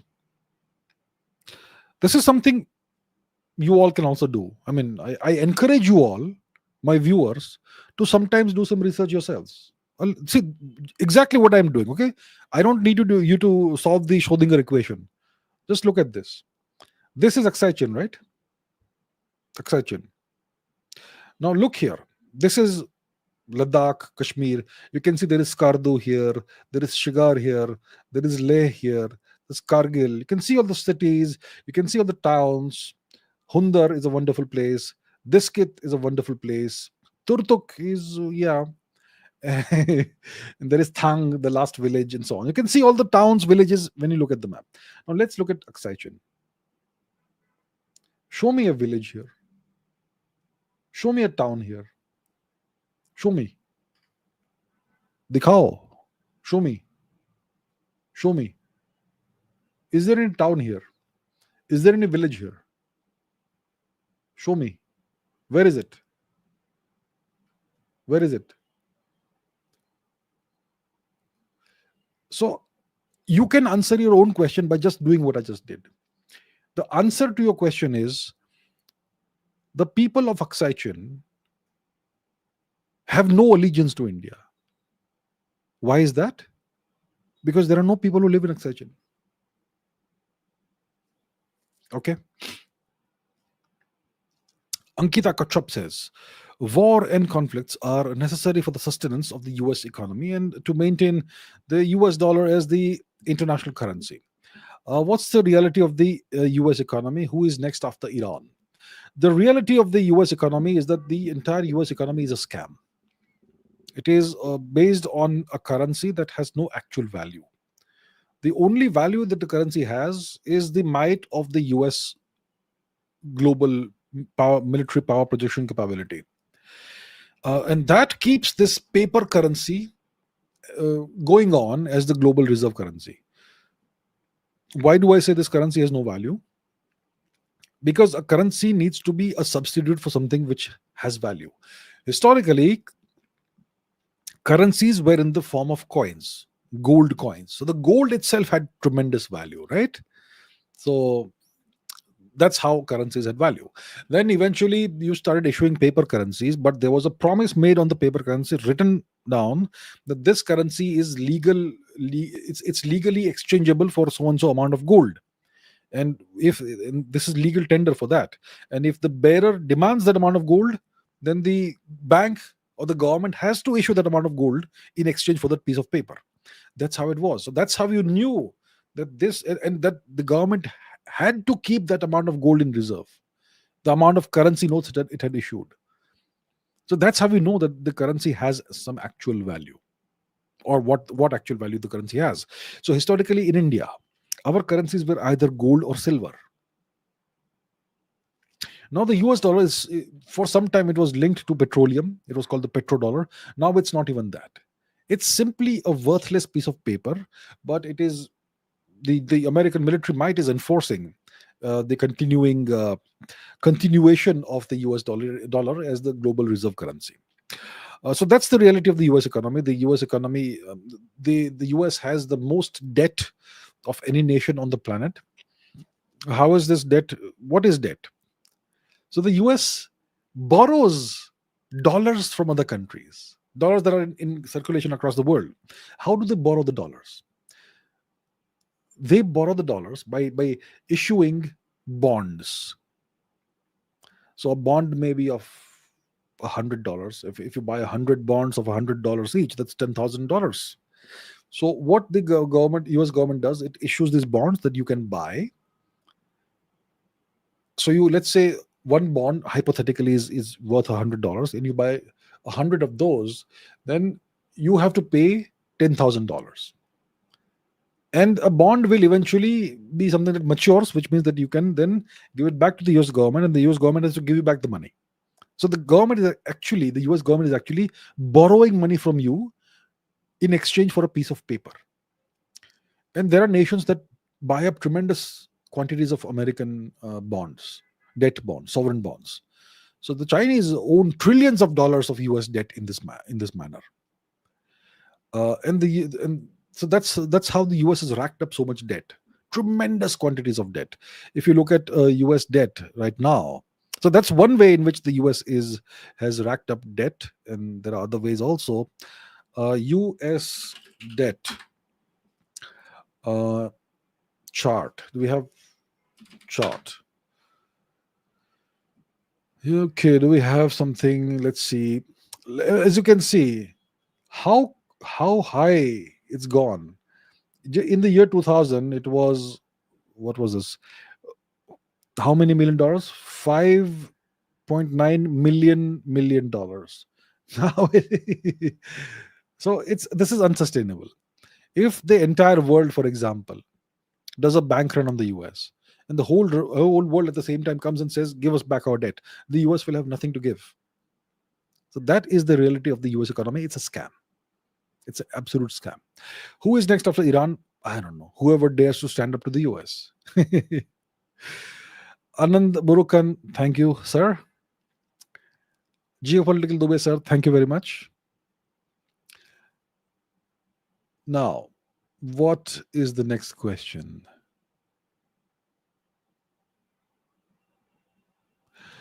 What is this video says? As a historian, if you have been given a good position in government and government says do whatever and make India, China allies in the next 5 years, I will say, what will be your moves? I will tell the government, I don't want your position because India and China will not be allies in the next 5 years.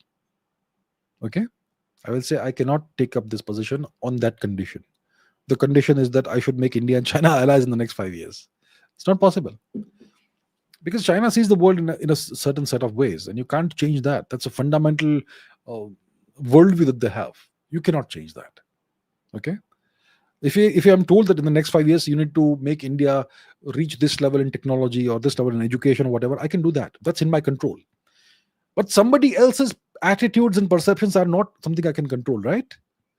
You can influence that. You can try and shape that. But there's no guaranteed outcome. But when it comes to India itself, changing the education system, reforming it, or achieving something else in science or technology, all of that is entirely in your hands because you control the resources, you control the people, you control everything within the country. That's something you can definitely possibly guarantee an outcome of. But this, I don't know. Okay. Kumar Kanishka says, sorry, but I don't think we are fully sovereign. The way we paused Operation Sindoor, Russia never stopped Ukraine operation. China, if enter in military operation, won't stop. Okay, sir, that's your opinion. Thank you. Warrior says, how can Bharat project its power globally? India is not in a position to project power globally with a $4.3 trillion economy. All right?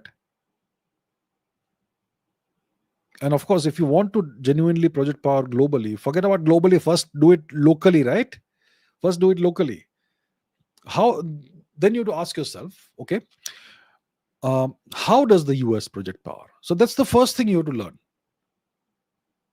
How does the US project power?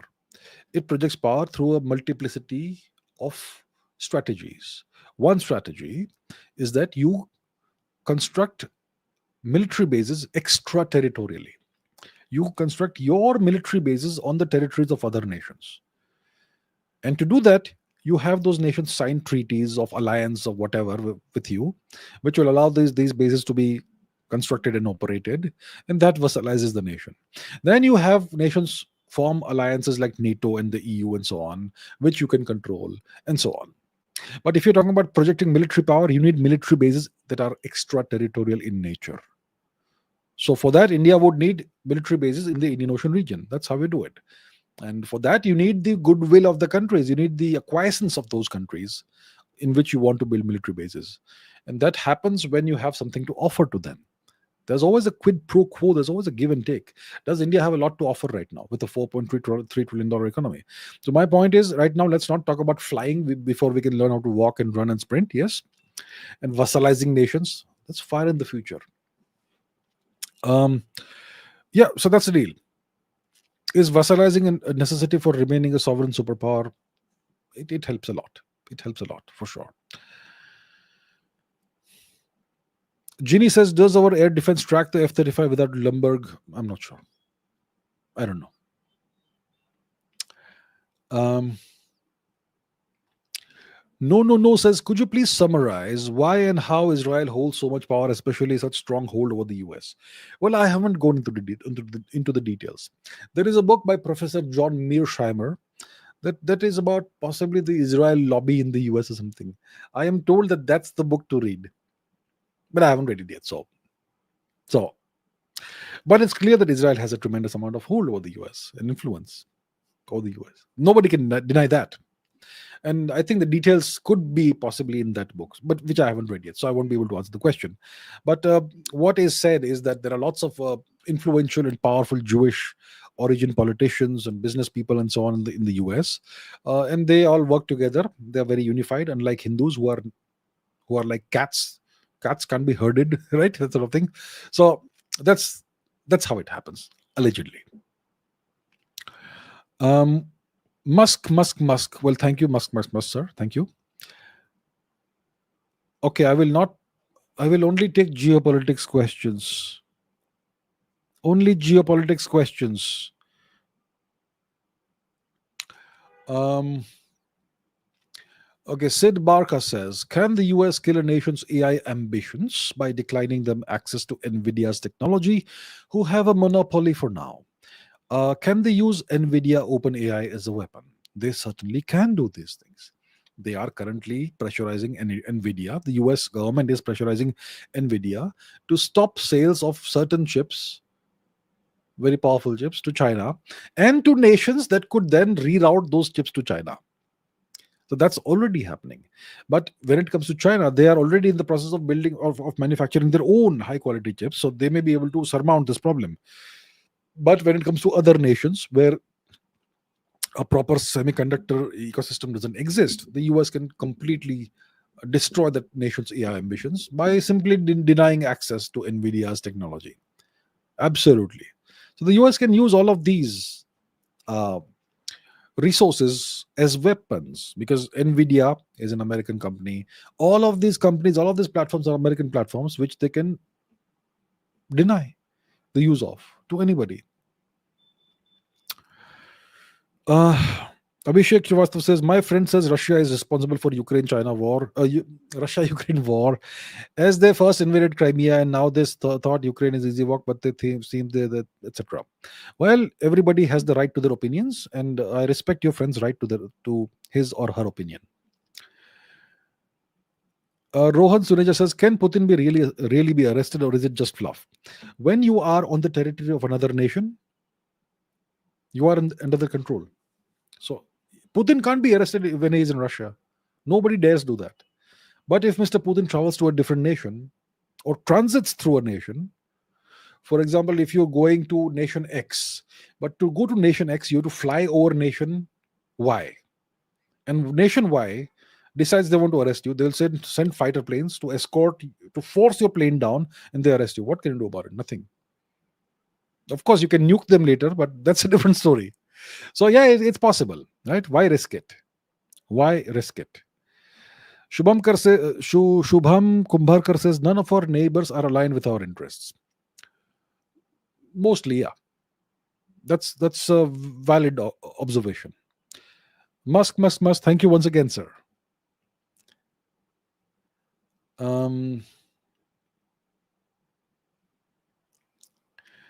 Is this a geopolitical question? I would say it is. It's not a dumb question. The question is, why is democracy considered to be greater than dictatorship? Because that is the norm that has been created. It's what everybody has been brainwashed into thinking. And they give us examples of very bad dictators. So the Americans installed a whole bunch of horrible people as dictators in Africa, and then they give those examples. Look at so and so dictator. For example, Idi Amin. I'm not sure the Americans installed the Idi Amin, but when you destroy a continent and ruin the place and destroy the culture, destroy the whole governance system, then only the worst people will come to power. So Idi Amin comes to power, and they say, "Look at this guy, such an evil guy. Look at Saddam Hussein. The guys were working with Saddam Hussein for the longest time, but now he's the example of an evil dictator.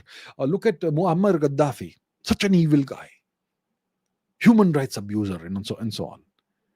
They install a whole bunch of dictators all over the place, and then they give those examples. What about Lee Kuan Yew? Well, he was a benevolent dictator, great man, right? What about him? And so on. So the thing is, it's just propaganda. If you have a good system that throws up the right people, then even a dictatorship can be super beneficial. And what happens in a dictatorship? Okay, what happens?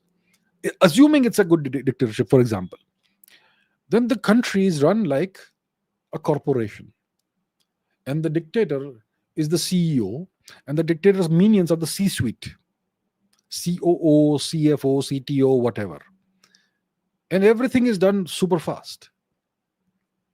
So that really speeds up the decision making and the speed at which decisions are implemented and executed and problems are solved and so on. In a democracy, there's a vote for everything, and that's especially a nation like India. So right, okay,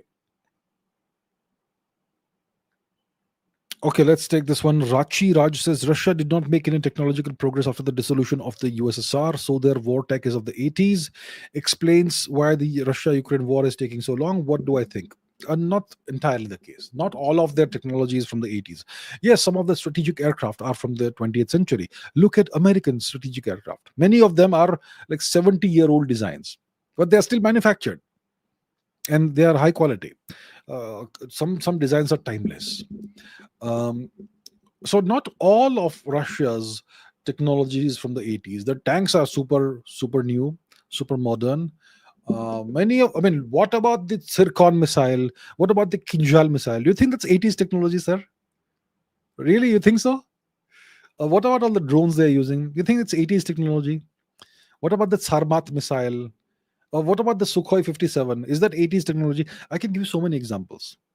So it's not the case. Okay, I hope that the examples will convince you that it's not entirely the case. I'm sure there will be some technological, some weaponry that could date back to the Cold War. It's possible, like some of the strategic bombers, but they still work fine. So why change that?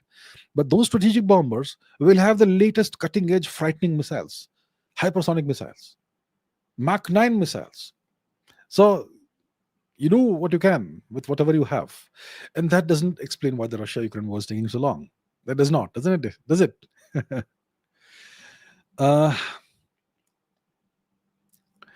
The rational reporter says, what type and quantity of aircraft, air defense, and ISR do we need to gain air dominance over Pakistan like Israel did over Iran? What budget and time is required? We already have everything we need. We already have it, don't we? In Operation Sindoor, we achieved air dominance over Pakistan. We first knocked down their air defenses. We knocked down their radars, so they were blind. We knocked out their Chinese air defense systems. Then we cratered their runways, and we poked holes into their hangars and stuff. And then our aircraft were flying over Pakistan, and there was nothing the Pakistanis could do. The runways were cratered, so we already have everything we need to gain air dominance over Pakistan. There's nothing more extra we need right now. Airs Manticore is glad to be a member. Join after the Chinggis Khan video. Well, thank you so much. That's a long time ago, right? It's like 4 years ago now, if I'm not mistaken. Thank you so much. I really appreciate that. Really, I do. Okay, now I will once again, let me tell you, I will not take non geopolitics questions in this live stream. I will not take non geopolitics questions. I mean, I will simply just ignore these non geopolitics questions. Um, Reddy Overs Reddy says, are we rivals to China? Are are we a rival to China when we're half their GDP or two-thirds? I'm not sure what you're asking. Are we a rival to China? We are a rival to China. China is our rival. We are their rival. China is 2.5 times more powerful than us, but we are still rivals. That's what I can answer you. I'm not sure what the. I'm not sure if I can. I can understand everything you're saying here. RWRA. Okay, so yeah, that's the answer. I think we are out of super chats, so I'll take some live chat questions, and then we can later end this. Vinita Vijay from Facebook says, "Do you think there will be a third world war?" Well, first of all, let me say that I hope it never happens. But there are some flashpoints in the world that could lead us to a third world war. Flashpoints like the Ukraine war, in which if there is an escalation, you know, for example, if the Ukrainians continue to use long range weapons, and if they end up hitting Moscow or something, then Russia may be tempted, may be required, according to the nuclear doctrine, to possibly use nuclear weapons. If they use nuclear weapons, then there could be some response from the West of a similar kind that could very quickly lead us up the escalation ladder and cause a nuclear exchange, which is a third world war. So that's one very dangerous flashpoint. Ukraine seems to be going very slowly, but it's a very dangerous flashpoint for the world because it can escalate very fast. Then you have the Middle East region, which even if the US gets involved, unless the Russians get involved, it's not really a big issue. If obviously it's bad for the world because it will raise oil prices and all that, but that's not a third world war issue. China Taiwan could potentially be a third world war thing if the US gets embroiled and if Russia gets pulled in. India China is not a third world war flashpoint. It's a dangerous flashpoint for both nations, but not a third world war flashpoint. So I think Ukraine is the most dangerous flashpoint right now, which could lead us to a third world war. I hope it doesn't happen. Okay. The Mandian says, how to protect our land and marine choke points. How do you protect choke points? You protect them by fortifying the area militarily. So if you have a choke point, for example, okay, let's go to the map. That's an interesting question. If we look at the Z map, and if we see let's take a look at the major choke points that are relevant to us. One is the Strait of Hormuz. Now, people will ask, why do we care about the Strait of Hormuz? It's so far away from India. It's between the UAE and Persia. But 40 to 50% of our energy comes from here. So this is important for us. If this strait is choked, then we lose access to about 40 to 50% of the energy we are importing, right? So that's important. Then we have this stroke point, Bab al Mandeb, which also, a lot of the imports come from there. Then there is Malacca, which is strategically important for China, not that much for us, but it's something we can control. So how do we protect these choke points? By having power projection capabilities uh, that can cause us to dominate these choke points. That's how we do it. So we need a very powerful navy that can be deployed on demand to these places. We also need a very powerful air force that can reach these regions, right? And return. So that's for that we would perhaps need aircraft carriers or other military bases in other parts of the world. For example, the Andaman Islands can serve as air force bases. Why not we have that? I don't get it. Why don't we have naval bases here, submarine bases here? We should do that. So that's how we do it. You do it by fortifying them and by developing the power projection capabilities that would allow you to dominate these places militarily. All right. Okay, let's take this question. What if the US interest is to push back Iran nuclear program but not regime change? It counterbalances Israel and ensures weapons sales in Arab countries. Sir, sir or ma'am, you're a genius. Isn't that what the US has done? Isn't that what the US has achieved? They have pushed back the Iranian nuclear program by 6 months or so. They haven't obliterated anything, like Mr. Trump keeps on saying, but they have pushed back the nuclear program by maybe 6 months. They have made sure there's no regime change in Iran. They've made sure Israel doesn't get a big victory. And now the region is tense, so there'll be more arms sales in these regions. Outstanding win-win for the US. So yeah, there you have it. There you have it. Good. Okay.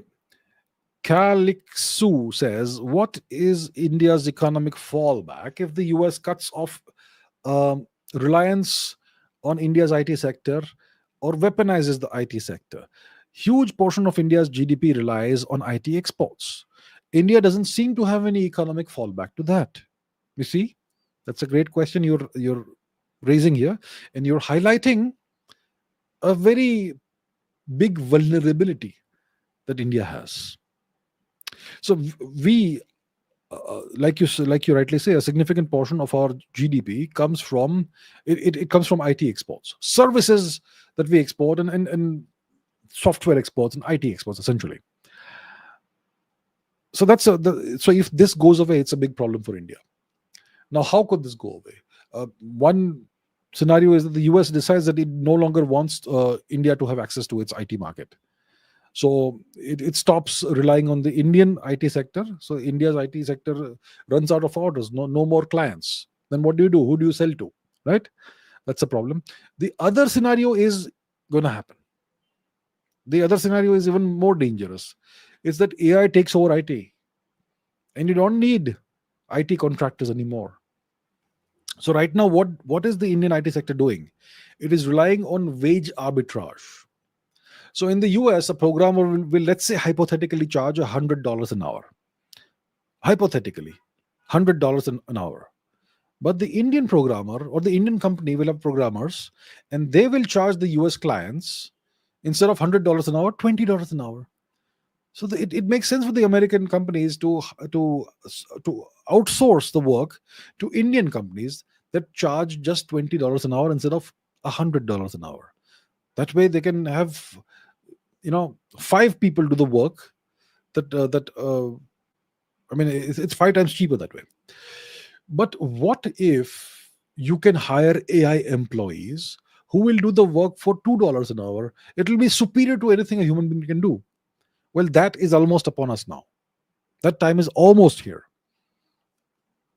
We already have agentic AI.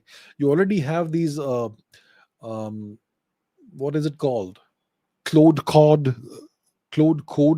which is going in the direction of being an AI employee of yours. You have tools like Cursor these days, which I hear is very good. You also have other agentic systems. So we are beginning to venture into that territory, okay, where AI becomes your employee and it's superior to humans. So once, give it 6 months, give it 1 year, and the whole landscape will be changed. So then if I have a US company that needs IT work done, and I am outsourcing it all to India, much of it, then now all I will have to do is to hire AI employees. So I purchase a plan from OpenAI, and I get 100 AI employees, and maybe it costs me $2 an hour per AI employee, something, and whatever it is. So it's way cheaper than India. And all I have to do is hire a couple of managers who will handle the tasks, allocate the task, and ensure that everything is done properly, and do the QR testing and whatnot. It's super cheap that way, and this will completely annihilate the Indian IT sector. So that's coming. That's coming. It's going to happen, and I don't think India has any answer to this right now. Anand Murukan, thank you very much, sir. Ishan, thank you very much. Where is Ishan? Ishan, thank you very much. Haridas says, how did 1970s Iraq, once advanced in science and education, collapse into instability? Was it due to dictatorship, wars, or foreign interference? So Iraq was fairly advanced. It was very well governed and organized and administered. Saddam Hussein was a dictator, but he did a great job, actually. Iran was a secular nation. Women were not forced to cover up or anything. Women worked just like men. There was complete peace and harmony. There were no sectarian troubles, Shia, Sunni troubles, or any such thing. There was a high quality of life. There was law and order, no issues at all in the country, and high quality science, high quality education, all of that. So what went wrong? First of all, the Iran-Iraq war starts sometime in the 1980s, goes on all the way until 88 or so. That devastated both nations, and this was a proxy war between the US and Iran. Okay, so the US used Saddam Hussein as a proxy to try and destroy Iran. And Saddam Hussein, well, he allowed himself to be used as an agent by the US. So that was the beginning of the thing. And then in the early 90s, the Americans encouraged Saddam Hussein to invade Kuwait. So he kind of asked the Americans, would you guys mind if I invade Kuwait and take over? And they kind of indicated that they will not mind too much. The moment he invades Kuwait, they assemble an invasion force against Iraq. And then they devastate Iraq. So that's where it all went wrong. It went on 1980s onwards. It went wrong 1980s onwards, gradually. All right. Ready Always Ready is now expanding the question. Will we be a real competitor to China when we are half their GDP? Or two-thirds of theirs? I mean, a genuine rival to China, also to be a major power in the world. Look, you are a real competitor when your system is it's not just to do what GDP. So even today we are kind of a rival for China, but not really taken as seriously as China. Uh, our GDP is 4 point something, their GDP is 18, right, trillion. So they are like 4.5 times or about 4 times our GDP right now. Let's say in a few years their GDP is 20 and ours is 10. A hypothetical example. We'll be taken more seriously, and China will take us more seriously, and the level of competition we will be able to give them will be more than what we can give them right now. But what if in the future they are 24 and we are 16? So now we are two-thirds of their GDP. Then they'll take us even more seriously, and the competition and rivalry will intensify. So the closer you approach them from a GDP perspective, the more intense the rivalry becomes. No question about it, especially when you're neighboring nations. But we will also have to reform our system to become a real rival to China. If we continue the system of mediocrity and corruption, allegedly, and so on, then we will never end up being a real rival to China. So we will need to address all the internal issues that we have. When you have 100 million plus illegal immigrants squatting on your territory, you're not going to be a real rival to China. You have all these problems that need to be solved. So it's not just about GDP, it's about so many other things. But yeah, if we get all these things right, we will be real rivals to China. Raman says, what's your opinion on RIC? Is it positive? RIC is a symbolic forum. And it can be a great forum, but it won't be, because China exists in the forum and China is the spoiler. China is the spoiler in RIC, and China is also the major spoiler in BRICS. It is not India that is creating problems in BRICS or RIC. It is China that is the spoiler. China is hostile to Russia. It is hostile to India. It pretends to be everybody's friend. It lectures the world about nice things, but its actions are those of a bully. So RIC is just a symbolic forum. It will never amount to anything significant geopolitically. Aditya Joshi says, what about recent developments in relations between India and North Korea? Opening of an Indian embassy in North Korea. Do you foresee any future tactical strong relations with North Korea? It's good that we're now going to have an ambassador in North Korea, and that's good. It's a positive move by India. Do I foresee future tactical strong relations with North Korea? I don't foresee that. The reason is that North Korea is a Chinese vassal.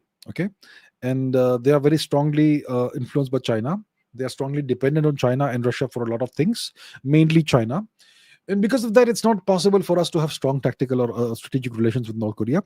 I think the appointment of an ambassador to North Korea is kind of a signal to the US. It's actually a message that we are sending to the US, that you guys are, you're playing with Pakistan and you're vassalizing Bangladesh and supporting Pakistan, investing in Pakistan, hurting our interests. We can also do these things. That's the kind of message we are sending diplomatically. Beyond that, I don't see too much more to this. What's the story behind China's economic miracle that it poses a threat to the US and the world today? Are there any books or sources focusing on that? I'm sure there are lots, but I can't remember any of them. China's economic miracle. What's the story? The story, in long and short, I mean, in short, is that China was very, very inspired by Lee Kuan Yew and what Lee Kuan Yew achieved in Singapore in just a generation, in just 20 years. And the Chinese sent bureaucrats and government officials to Singapore to study how Lee Kuan Yew achieved what he achieved. And then they sought to implement that in China, which was easier said than done because Singapore is a city and China is this gigantic nation. But they slowly, steadily opened up their economy and used it very, very, very smartly to become a manufacturing power. That's the main economic miracle. And then they reformed the education system and they poured in the money into other sectors and so on. And they became, that's how it happened. So they were aided and abetted by the US. The US imagined that if China becomes economically prosperous, they'll become a democracy. Well, that's not quite happened. So that's kind of the story in brief of China's economic miracle. Okay, let me take one or two questions more and then it will be the end of this live stream. This was a pretty good live stream, actually. I enjoyed it mostly because I did not take non-geopolitics questions, as I had said. Now, look, this is the kind of mindset lots of Indians have. Sir, this is a channel where we do positivity. We are aware of all the problems in India. Lots of problems exist. But if you say stop dreaming, then I'm going to have to ban you from this channel because I don't need such negativity here. Why should you stop dreaming? Then this nation has more potential than anybody else on the planet. It's just that we have our self-imposed limitations, which need to be dealt with. Last question for today. Does India have any of its own vassals? We don't. Officially, we don't. Okay, that's the answer. All right, everybody, thank you so much for the questions. I'm gonna end this live stream right here, 2 hours plus, as always. So it was fun. I enjoyed doing this, and thank you so much for all your questions. Keep learning, keep asking questions, please keep raising your standards. One thing that frustrates me often, and I'm sorry if my frustration is sometimes visible, but after all these years of answering your questions, I'm hoping for better questions. I'm hoping for some raising of standards. Maybe I will teach you step by step how to raise standards, but that's something we can do in the future. So anyway, thank you so much. I really appreciate your viewership, and I look forward to seeing you next week. I'll put out the schedule for next week, probably tomorrow, and I look forward to seeing you next week. Thank you so much for everything. Take care. I'll see you soon.